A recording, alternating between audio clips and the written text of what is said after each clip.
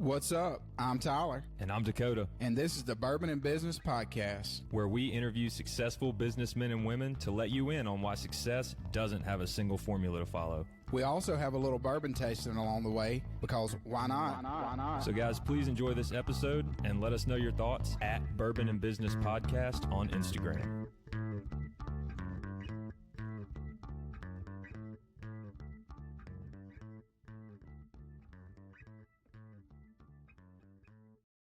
Coming to you from the Bourbon and Business Studio here at the AC Hotel in Ridgeland, Mississippi. I'm Tyler. And I'm Dakota. And this is the Bourbon and Business Podcast. How you doing tonight, Dakota? I'm great. How you feeling? I'm feeling phenomenal. I can tell. So we got a beautiful view here at the AC Hotel. You want to tell our listeners about the AC Hotel? Yeah, man. This is the AC Hotel in Ridgeland, Mississippi, in Township here. It's fantastic. It's in a great area. This is a family-friendly area. If you're on a business trip, if you're in town with your family, Thanksgiving, Christmas, any holidays coming in town, this is the place to be, man. Great place during the holidays. If your in-laws are coming into town, you don't want to stay at the house, put them at the AC Hotel. They will They'll love you for it. And you want to introduce our guest to us? I do. Today we have special guest, Dr. Wood Dale of Mississippi Sports Medicine. Dr. Dale, welcome. Well, I appreciate that. Thank you very much. Glad to have you. Yeah, I'm glad to be here. I was apprehensive at first, but I've grown into it. So Well, the bourbon makes it a little bit easier. It really does, yeah. So I've been here for about 3 hours just drinking bourbon and getting ready for it. If it's fun. Well, and then what are we sipping on, Dakota? Today we are sipping on the Quiet Man. This is a single malt Irish whiskey. Well, it's definitely an Irish whiskey. I like it though. It's also got a finish. I'm gonna let you guess. All right. I was about to ask you. It's got an odd finish to it, and I have zero clue what it is. You want to go ahead and enlighten me on that? Marsala wine. What's the deal with all the wines here lately? The wine finish. People love putting whiskey and bourbons in wine finishes, man. Was it an actual finish, or is it like they use the barrels to aid whenever they aged it? It was the barrels. Yeah, it was the barrel. Yeah. Mm-hmm. Okay. So, I mean, it's good. It's not as good as the one we had with the Chardonnay finish. Yeah. I'm gonna have to give it a 6.8. I mean, I'd drink it again. It's very smooth. I think if it's actually got a delayed burn to it, which I like. So if it's a cold night, be something good to sip on. But yeah, I mean, just not my favorite. Okay. Well, so, you're entitled to your opinion. Yep. And to all our listeners, you need to check out Cheers Vineyard in Gluckstadt, Mississippi, and get you a bottle of this or a bottle of anything we've had on the podcast. We appreciate Cheers sponsorship, and ask for JT when you go in. So He'll hook you up. Well, Dr. Dale, we appreciate you coming in. Yeah. Would like to kind of start this thing. Just give our listeners your background and where you're from, and then how you became a orthopedic surgeon. Yeah. This is going to be an extremely long-winded. Well, it is a pretty terrible long answer. It is a pretty long process to get. Yeah, absolutely. I want every test you've taken in med school. I want everything. It's just like what happened to me.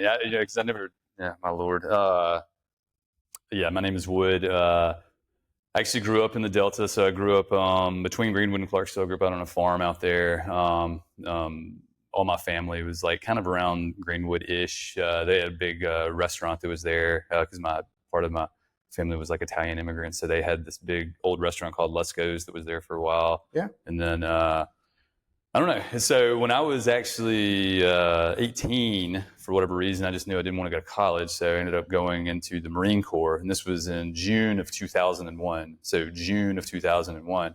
So of course, like my mom was like, crying and being like, man, it's like, I don't want you to join the Marines. It's like, Mom, there's nothing going on. And then September of 2001 happened.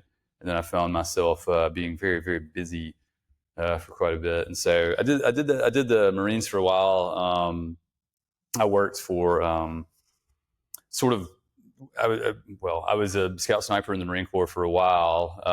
And then once my contract was up, I actually got recruited into the Army Special Operations. I had no intention of doing this. I just sort of like got recruited into it. And there's just been sort of a theme in my life, honestly. And so went into Army Special Operations, went through that's like the Green Beret, like Army Special, kind of when y'all had Jordan, basically the same thing. So did that. Around after like my 5th deployment or so, I was sort of like, and this is kind of, I don't know if this does sound morbid or anything, but I was around 2008 or 9, around 2006.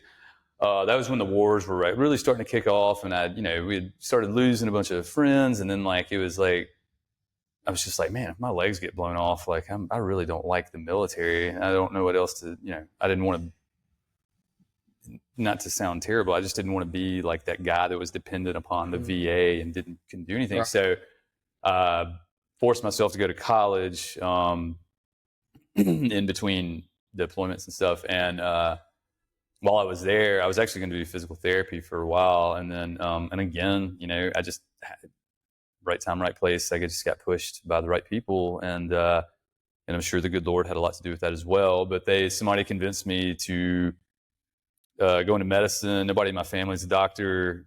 Nobody in my family's in the military either. But so it was just like, whatever, I'm not smart enough. And I graduated 6th from last in my class in high school. I just wanted to play sports until I was in college. Then I actually wanted to do it. Regardless, they were like, your grades are really good. You should try out for medicine. And I'd already taken all the hard sciences because I liked it. And so I tried out for med school, did pretty good on the tests, got into med school. And then I think for most people that played sports, like athletes and stuff like that, like whenever you're there, I hate saying this, but it is almost like stereotypical. Like you can ask your wife, the pediatrician, yeah. Like it is almost stereotypical, like who goes into what. And so naturally I gravitated towards orthopedics, did well enough to get into residency. By this point I'm getting old, and the wars are dying down. And so I've sort of like, and I deployed a few times actually during med school. It was terrible. And then med school alone is not stressful enough. It was. I got dropped back to the class behind me. They were actually really, I will say this, they were actually really, really good to me when they did it. They really were. Right when I left, I deployed for a year, and then I immediately came back to the class behind me. It was a really good experience.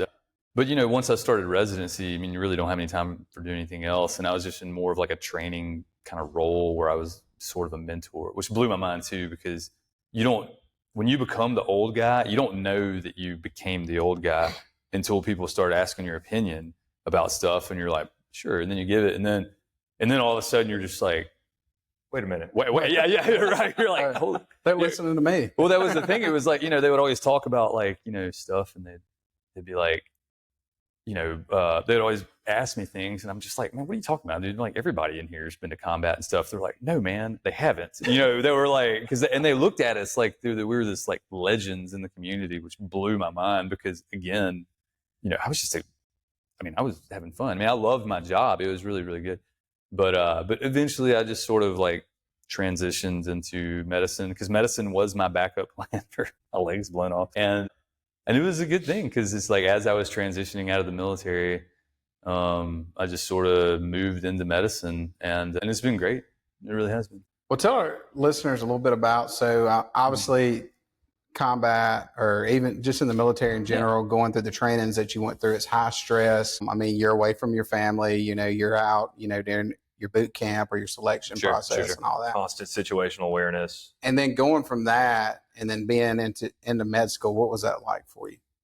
So, weirdly enough, like, it's kind of, because by the time I went into med school, I was already like almost like 15 years in the military. So, and I didn't really have a family when I first started. So it was kind of like, I dedicated, I'm not going to say I was a workaholic, but I dedicated my entire existence to the job that I had. Like I deployed every chance I got. And so by the time I went into med school, and it's interesting you say that because I was sort of, I had apprehensions about it. I had all these things about it, but to be quite honest, like it was awesome. Like, there's obviously a different kind of stress. In the military, being physically fit is a big part of it. When you go into medicine, that's like ask your wife, that's like the thing that you give up first because it's very unhealthy. You're studying for all hours of the night, you're drinking Red Bulls, you're doing whatever. And so it really is like a different kind of stress, which I grew to appreciate. But I had this just incredible, like for medical school, it was fun because I had incredible classmates. I still, I made friends, whatever. And there are still some of my deepest friends that I have today. Residency is a bit more stressful and a little bit different story. But I would say overall, I don't know, it was kind of strange. It was like medicine's a little bit actually more stressful to a point because when I'm in combat, I'm there for my friends. It's kind of live or die to a point. I don't mean to be morbid or fatalistic or anything, but it's like I can try to more or less kind of control my own destiny. And if I just happen to catch a stray round, it's life. But when you're actually like taking care of somebody else who puts their trust in you, it really is, you really take it seriously. And in a way, it can be actually more stressful to a point, for me at least. Yeah. So, yeah. That answered your question. No, it did. In a very long-winded way. Yeah.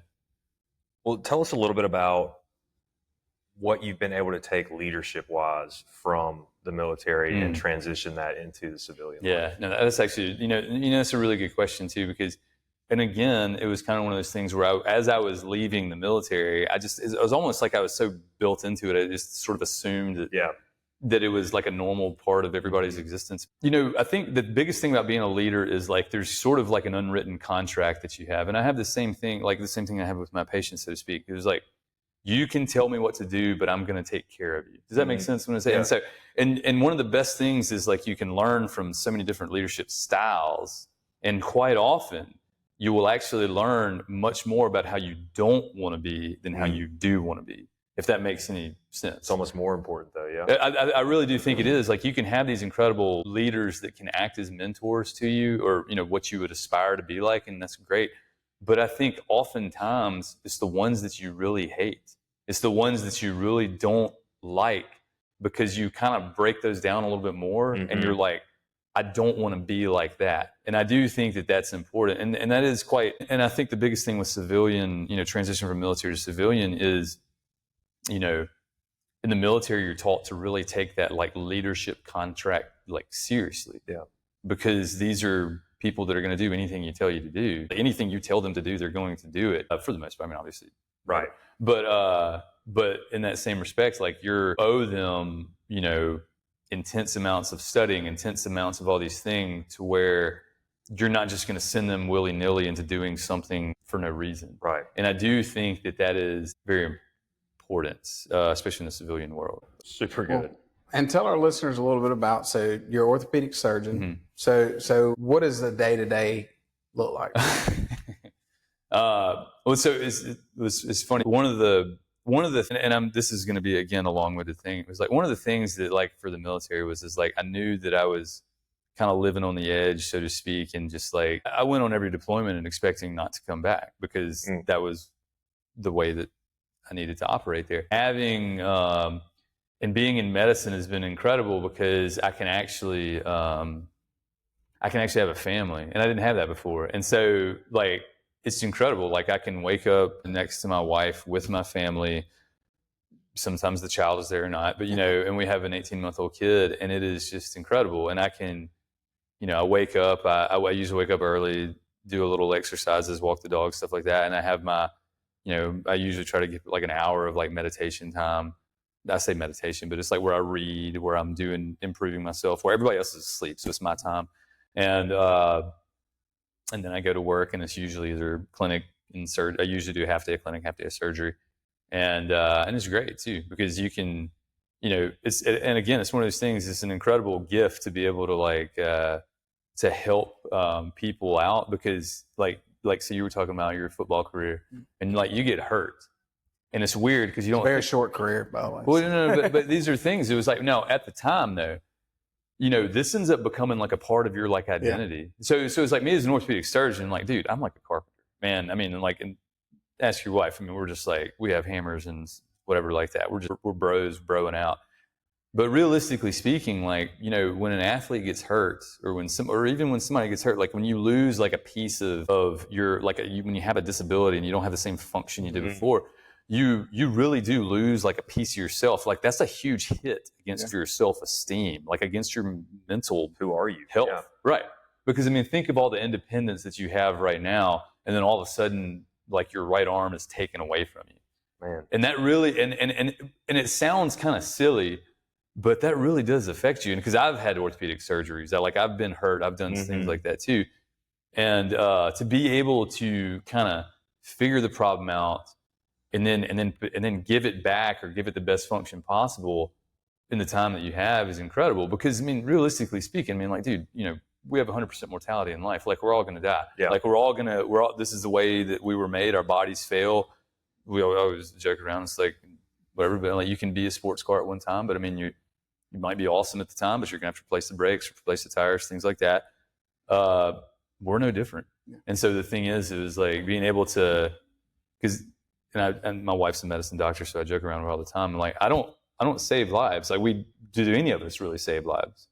Because we all die in the end. But for the time that we have, you can give you that independence, like that function back. And man, and that really is like, it's an incredible thing to be able to be blessed with the ability to do that. It really, really is. Yeah. Well, and it's, to piggyback off that, now we see, and just because of the internet and things like that, but we're seeing athletes now go in and have these surgeries and they're coming back, in a phenomenal amount of time. You see a month and someone's back on the field or whatever playing. Yep. Talk a little bit about just the use of technology and orthopedics and how much it has changed over the past 10 years. No, 100%. Yeah, and it's interesting you say that too, because it's like, things move sort of slowly to a point, but then they also have these leaps. And then a lot of times, weirdly enough, you actually have these sort of like, it's almost like fashion, like you circle back to fads, you circle back to things like that. And so I read a lot of old literature in the orthopedic community and stuff like that. And 50 years ago, they hit on things that we didn't really, that we're just now saying like, oh my gosh, this is really important. Yeah. And we're like, they discovered it 50 years ago. It was just like, it may not have been completely understood. Technologically, for me is like especially, I do a lot of rotator cuffs. I do a lot of elbows, a lot of things like that. So the ability, just what we call suture anchors, like, so if I was going to repair a tendon or a ligament or something like that, that technology has grown like enormously. It's crazy. The ability to do like an arthroscopic surgery, or like what you would call like a minimally invasive surgery, to still be able to go in there, correct the problem, which is really involves just really restoring anatomy is what you're doing. And then getting out of there while having less soft tissue disruption, the ability to keep the trauma of the surgery as minimal as possible, while also scarring minimal as well. Everything, yeah. And it really is like that's cool. And then even now we have understanding of even fracture care, like anatomic plates, things like that, certain types of shoulder replacements. Things that we're learning are pretty evolution-wise is incredible, because really where it goes is like, it's just like everything else. Like, you're presented with a problem, then you see how it fails, because you're going to learn the most through your failures, unfortunately. You learn from your mistakes. Almost it's part of human evolution. It helps us be better. It is. But you really, kind of like leadership, is like you learn more from your mistakes than your successes, so to speak. And so knowing how things fail allows you to figure out the solution for the problem that you're running into. And in modern day, we still have our certain things like, AC joints, or just AC separations, or we're talking about with Scatterback.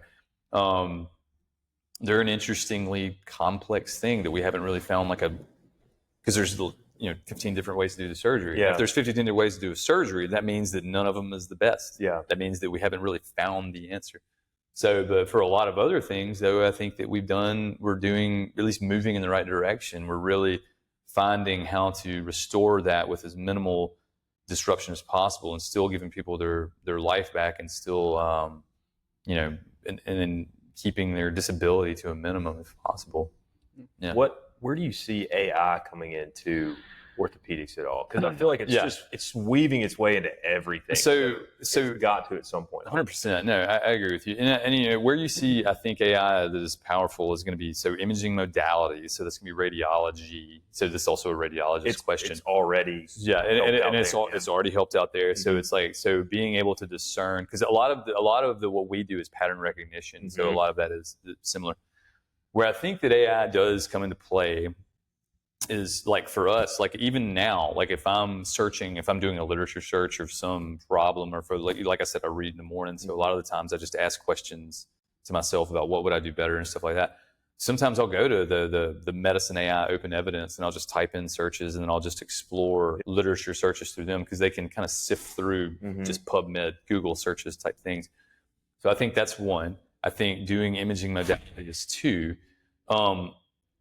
Where I think it could, I think the other big thing is honestly documentation. Now this is very, very strange, but it's like the way that and this is a whole another conversation, but how like in between insurance, like how you as a physician, everybody has insurance or, whatever, you as a physician bill and you say, I'm going to do this, this, and this, or this is how I'm writing your note and you have to make this many points in order for insurance to say this is the right thing to do, things like that.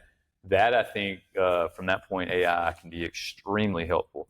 Now, from the point of saying that they're, like Star Wars, they're going to take over surgery and all that stuff like that. You're going to be like Darth Vader? I do think that, we're definitely not there yet. I think you can have enhanced, we have the way that we do surgical planning is enhanced with that. Sure. Having, you can almost have like virtual reality that shows stuff, especially for training. And I think that's extremely, extremely actually good to a point. But I think AI in the end is a tool it's another tool in your toolbox. Yeah.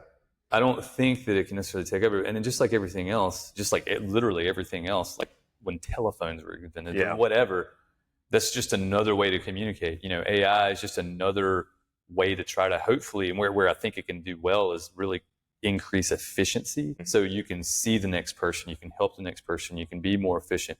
And then ultimately, like my goal is to go home and see my family. Yeah. Again, long-winded answer. No, that's good. Yeah. Well, I wanted you to touch on one thing because you spoke on it. We're kind of going back, but you talked about your routine. Like, hey, I've got this time. I get up every morning. I'm glad you said that. And, I get my day started. How important do you think it's been for you to have this structure in place, making it through? I mean, obviously, even in the military, to make it to get into the military, you got to go through boot camp. But on top of that, you go into the special forces, which is a very low percentage of people get to do that. And then make it through it. You go into medical school, go to residency, and then you get into orthopedics, which also is a very small selection of people. How do you think your routine and structure has played into that over the years? To a point, obviously I think it's pretty good. It's weird actually because like I'm actually more of like a night owl. So it's like I'm really not like a morning person. And so I force myself to be a morning person just because that's when my family's asleep, when I can actually focus. But I would say that structure is one of those things, and you can say structure, willpower, things like that. I do think that when you look at like tiers of what makes you and what you value in your life and things like that, like you need the spiritual side of things, you need the physical side of things, you need the mental side of things, and they all are little muscles that have to be exercised in their own right. But you have to pay attention to them. Now, there's certain times when you're going to have to pay attention to one more than the other. But I think the biggest thing is like, it's weird. I think what the military did for me was it allowed me to have goals that were met with success, that enhanced my confidence, that said like, man, I can do this. This may suck. Like this may take, for med school, this may take this many hours of studying for residency. I may sleep this, or I may lose this amount of sleep because I'm doing this, this, and this. But, it's all mental. Like you can do it. And so I think the biggest thing for structure too is like in order to keep yourself sane, and especially for me, because I'm of course, man, I have anxieties about my patient. I have anxieties about, life just like everybody else does. It's just more like, for me, exercise is very important because I feel like that offloads a lot of the stress hormones, the cortisol, things like that I have, that it gives me an outlet. I also think that it keeps my mind sharp and it keeps me obviously in as good a shape as I'm going to be in. Even though I know that it's not near what it was, that's still there because I think that's an important part of my life. I think reading and never being comfortable with yourself is going to be a huge part of that, because I think what happens is people, like you said, so that's a big problem in the special operations community, to be quite honest, is you do these hard things, you get to this level, and then all of a sudden you're just like, oh, bro, I'm the man. I don't have to do this hard shit anymore because because I've done it. Like I don't have to continue to better myself. When realistically speaking, it's just like it's just like, being like the heavyweight champion of the world. Realistically speaking, you're only that for seconds at a time. There's always somebody there that's going to surpass you. There's always somebody there that's going to do something better. There's nothing wrong with that because that makes you better. And ultimately that makes you better for the people that you're serving. But at the same time, like not being complacent with where you're at is probably one of the biggest lessons that I've learned. And with that comes saying like, I need to read more. I need to do this more. I need to do this more. And I think that's a pretty, powerful thing, because when you get comfortable and think that you've made it and everything else, you're either going to get surpassed, you're going to get something is going to evolve to be better, or whatever. Like you have to stay on top of who you are. And that also means realistically looking at yourself and saying like, and critiquing yourself and saying like, how can I make this better? But it's not just work, but how can I make my family life better? How can I make my spiritual life better? How can I make my physical life better and still keep that in the equation? And man, and that's not an easy answer. And there's going to be people, and you're going to read books, and I'm not, and you can edit this out, but like that David Goggins bullshit where they're like, you have the time, just go do it. That's bullshit, dude, because you have a family, man. Like you have 24 hours in a day, and realistically you need 6 to 8 hours of sleep. So that leaves the rest. So if you're working for 10 hours, that relieves how much for reading, but how much for also being with your family, because, and ultimately that goes back to what you value. Because if you say, I'm going to spend, when I was in the military and I did not have a family, it was easy for me because I could embrace everything and put my whole being into that. But now, my family is important. That's an important part of my life. And I think it makes me a better surgeon. I think it makes me a better person.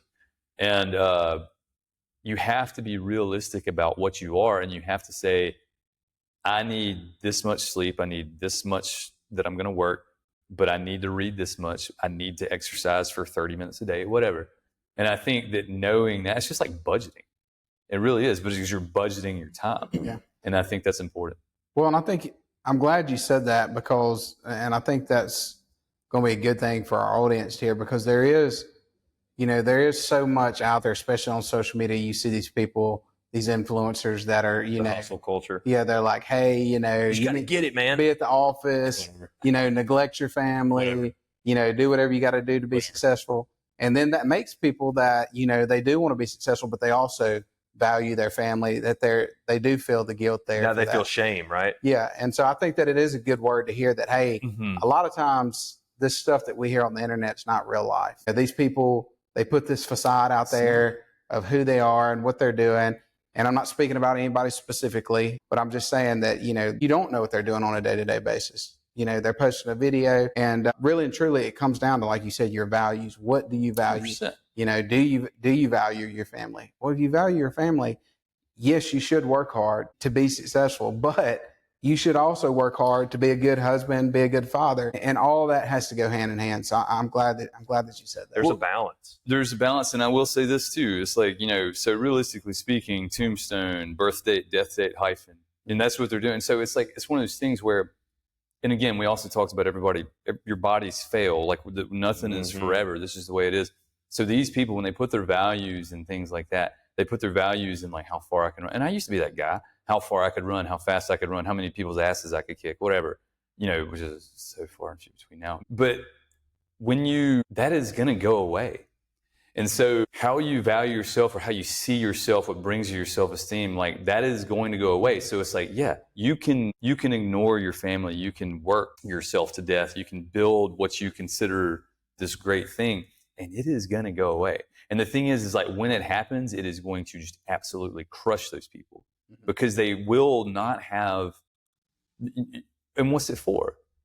What's it for? Now, if they're still okay with it, that's fine. There's nothing wrong with that. It's just more like what they value. But for me, I love my job. Like how can I make, like, if you were to look at a perfect scenario, it's like I can go to work, and this is one of the questions I was talking about, like it's working in sports medicine, why I love it.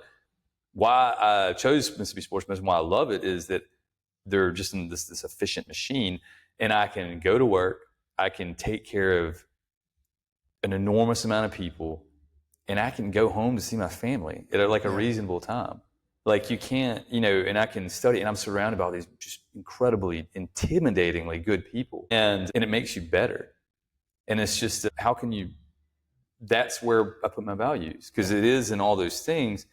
And yeah, I mean, could I completely ignore my family? Could I do whatever? And would it make me better at my job? And to be quite honest, like, I can't really say that I don't know if it would. Yeah. Because you always lose something. And in the end, when you hyper focus on too much and you ignore other parts, you will lose it, and it will crush you, and it will destroy the rest of what you've built. I mean, whatever. Well, yeah, and you touched on a great It's point what makes there. you human.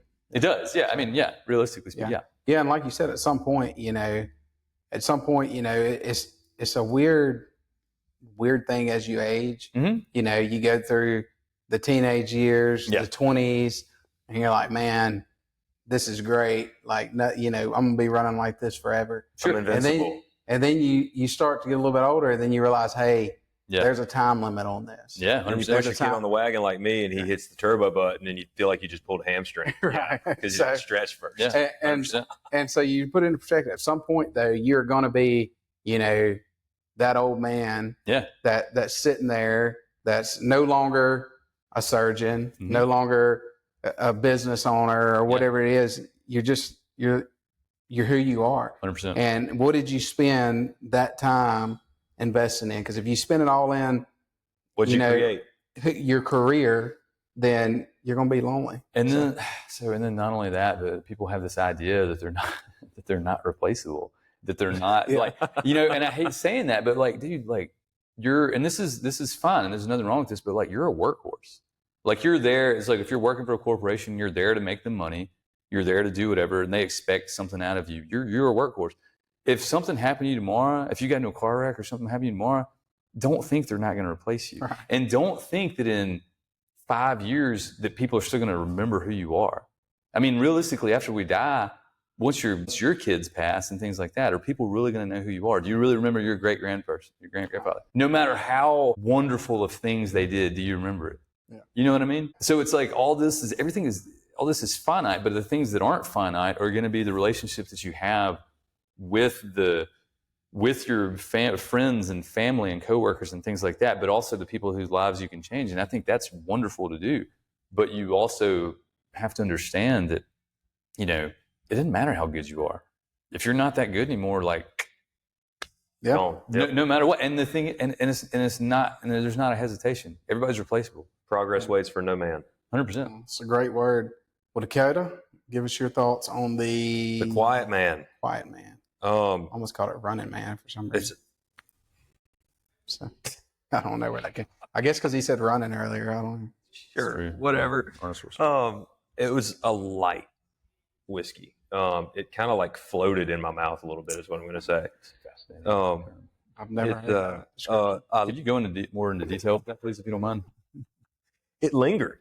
So the burn really lingered in my mouth. Like the burn. After, I mean, I'd already drank it, and it was still kind of like, it was like tingling a little bit, but I kind of liked it. It was, there's a heavy wine flavor there, which is okay. There's not a ton of whiskey flavor, which I wanted more of, but I mean, it's also an Irish malt whiskey too. So 7.2, all things considered.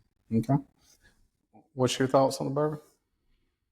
It's probably not gonna be fair too, dude. I grew up in the Delta, man. It's like you give me some like Old Hen, and I'll be okay or whatever, But either way, no, and it is Irish. You can absolutely tell this is an Irish malt whiskey. I would say for that reason, and if I'm feeling fancy, then sure, I'll give it like a 6.5. But it's but if you give me some like I like Makers. It's weird too, man. But like I remember like going to certain like fancy restaurants and like, what do you want? I'm like, I'll just take a Makers on the rocks. And they're like, you want a 45? I'm like, not just regular Makers. They're like, would you like some Whistle Pig or some Blanton's? I was like, I'll just take a regular Makers, bro. And it's almost like they were offended that I was like, this is the high dollar shit where I'm from. And all of a sudden I feel like I'm being treated a little differently. But no, I do. This is very good, and I will drink it. Yep. Well, tell our listeners if they're wanting to find Mississippi Sports Medicine online and connect with you guys, what is the easiest way for them to do that? Usually the easiest way to do it is honestly just to, you can go online, you can book appointments from there. They also have, you can call and book an appointment. Generally speaking, like honestly, that's the easiest way to do it. We have, excellent schedulers, and they'll, depending on your problem and things like that, they can get you in to see people pretty quick. And y'all have like a urgent walk-in We do have clinic? an urgent care. Yes, sir. Where is that at? So the urgent, I know there's definitely, there's one that's in our Flowwood office, and that's going to be the main one, but they have one in Madison as well. If I'm not mistaken, I think they have one in the Jackson office as well, but I know they have one in the Flowwood and at least Madison. So you can just come and see us anytime. And then a lot of we communicate quite readily with them. So a lot of the times it's not uncommon for somebody to come in urgent care and they feel like they hurt their shoulder. And then the urgent care will just call me and just be like, hey man, can you see this person, real quick? And they just send them over because we're all in the same spot. Yeah. And we're usually very, very happy to do it. Super helpful. Great. Well, to all our listeners, however, I guess I need to rate this. What did you give it, Dakota? I gave it a 7.2. 7.2. So let's give it a 6.8. I have no clue where we were on the numbers here, but that sounds close to right. And that's what you gave it. So I guess you just about right. Really love that 6.8 number. So, well, he gave 6.5, didn't you? Mm-hmm. So, yeah, so we're close, close ballpark. So we go to 6.8, and however you stream this, if you'll give us a rating and follow us on social media, and we'll see you next week. Hope you guys enjoyed this episode. If you have any feedback or would like to be featured, reach out to us at bourbonandbusinesspodcast@gmail.com. Or find us on Instagram at Bourbon and Business Podcast. Thanks again for listening. Follow us for more content and info on the next episode.